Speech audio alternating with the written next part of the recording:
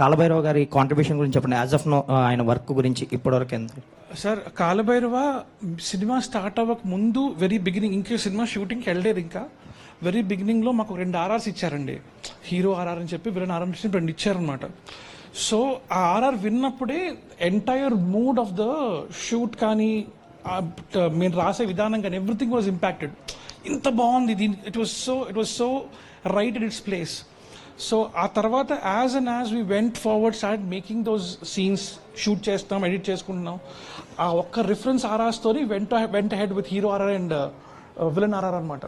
And now ఇప్పుడు ఫైనల్గా మొన్న ఫస్ట్ హాఫ్ కంప్లీట్ RR అయిపోయి ఇచ్చారు, సెకండ్ హాఫ్ రేపు ఇచ్చేస్తున్నారు.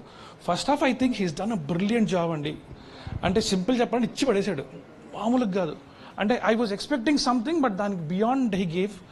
And I'm eagerly waiting because I'm sure by time he came to the last reel వచ్చేటప్పటికి ద యాక్చువల్ సీక్వెన్స్ అంతా ఇంటర్వెల్ దగ్గర అంతా మొత్తం సమపోతుంది కదండి. అక్కడ he's given a brilliant RR and I'm sure అక్కడ నుంచి ఆ టెంపోతో he'll go further and he'll do magic.